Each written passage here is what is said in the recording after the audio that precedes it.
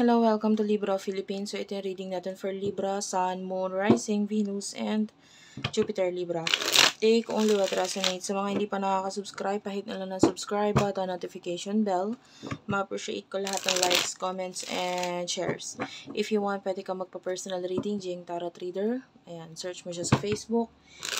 And ako, pwede mo akong ma-search dito sa mga ibang Facebook, ibang page namin. Yan, TikTok, pwede ka dyan mag-inquire sa akin. For personal reading, meron akong admin na mag-a-assist sa inyo.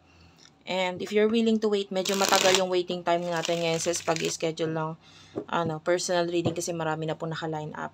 But, yeah, I also try my best na makapagbigay pa rin ng general reading dito. Of course, this is part of my purpose. So, para lang doon sa mga gustong magpa-personal reading, ayan, dyan mo ko pwedeng puntahan. Facebook page, hindi mo siya masa-search agad-agad. So, ang i-search mo ay yung hashtag. So, sana ay ma-follow mo ako dyan. Palm reading, astrological reading, yun ang available sa akin. Tarot reading, yan, kay Jing Tarot Reader. Yung astrological reading, yun ang may kasama ng tarot advice. So, if you want, you might want to check it out dyan sa ano na yan. Libra. Death card and the Three of Swords. Okay. Wait lang. Ayusin ko lang itong aking table.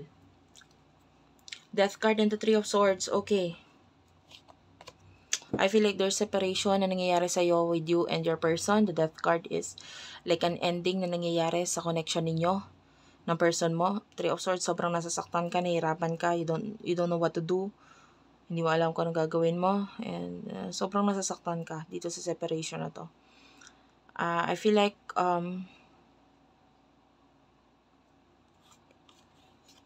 you want to be happy, pero gusto mo maging masaya, pero naalala mo pa rin siya, nami-miss mo pa rin siya. The person nakakonect mo. So, ang hirap maging masaya kung yung person na nagpapasaya sa'yo or makakapagpasaya sa'yo is wala naman dyan, diba? So, sino yung person nakakonect mo pagdating sa love for the sign of Libra?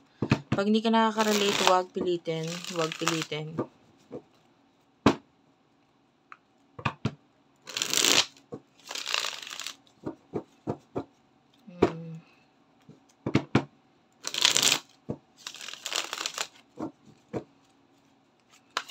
Person nakakonect mo pagdating sa love.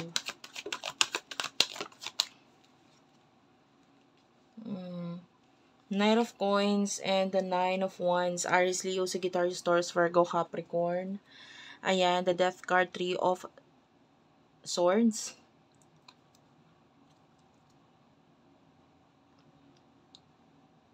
I feel like may challenges na sa inyo, challenge na sa inyo na the person na to, like maybe a third party situation. I can see Three of Swords.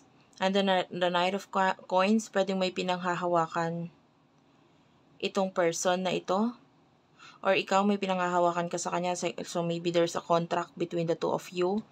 Kontrata, maybe this is an ex-husband, ex-wife. The Magician, I feel like sobrang, you feel like na loko ka, na betrayed ka. Sobrang nasasaktan ka dito.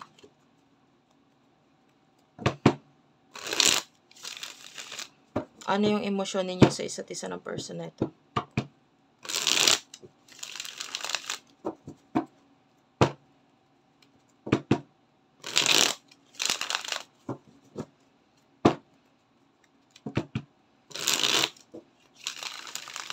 For the sign of Libra. Yeah, you are deeply hurt with the Two of Cups. Maybe with regards sa relationship or maybe partnership na meron siya sa iba. The Queen of Coins. You are the Queen of Coins. You are someone na maraming alam. You are knowledgeable. You are someone na may kaya sa buhay. Like, maybe you do have a lot of may pagmamalaki, but I feel like for now, medyo hindi mo nakikita yung part na yun sa sarili mo. You try your best na hindi pansinin itong connection mo with this person in the past, pero napapansin mo pa rin siya. Ano yung emotion ng person na ito towards you? the Temperance and the Four of Wands and the Ace of Swords.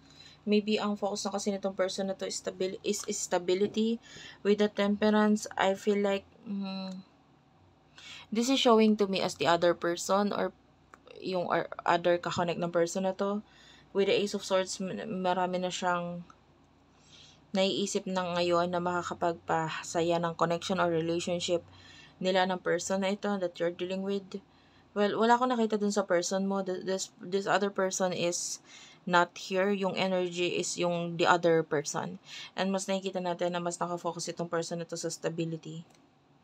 Why is that? Bakit wala yung other person? I want to know yung person na kakonect mo. Yung emotions niya.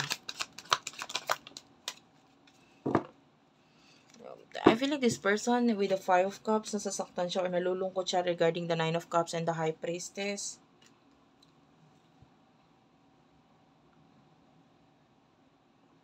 Okay, regarding you, regarding the connection sa'yo, or nalulungkot siya. But with the Nine of Cups, I feel like tinatry na lang niya maging masaya. Hindi niya pinapahalata sa iba yung lungkot na nararamdaman niya.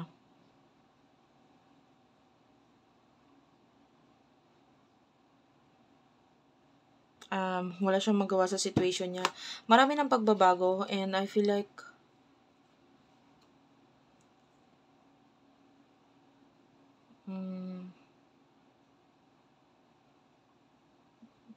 wala na siyang kasiguraduhan about sa connection ninyo.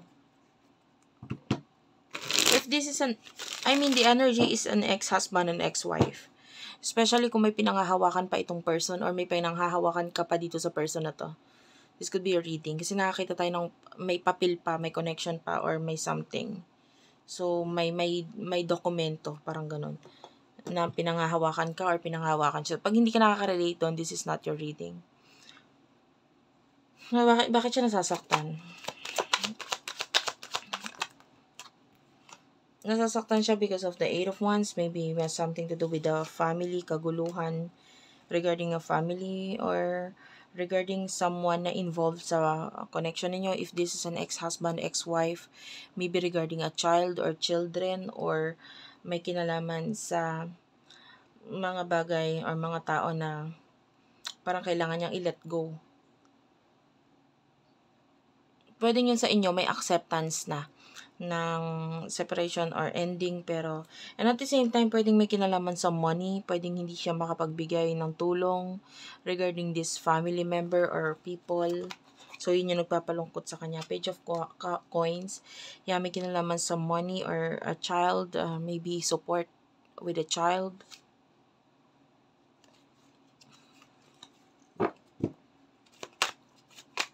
So what will happen in the near future for the both of you?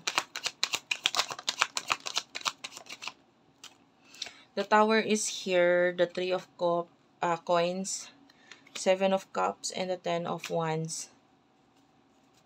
In the near future, para sa inyong dalawa. Wait lang, nalaglag guys. Seven of Coins, the Devil, the Queen of Wands, and the Four of Cups. Honestly, wala tayong nakikita ditong future because this person is hindi niya alam kung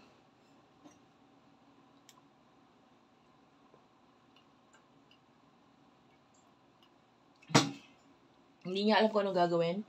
And also at the same time, I can see manipulation from the other people around him or her. So, nakakita tayo dito ng parang Queen of Wands is showing to me as parang nagdidikta sa person mo, sa galaw niya, sa money ng person na ito. Everything about this person, parang may nagmamanipulate sa kanya. So, and at the same time,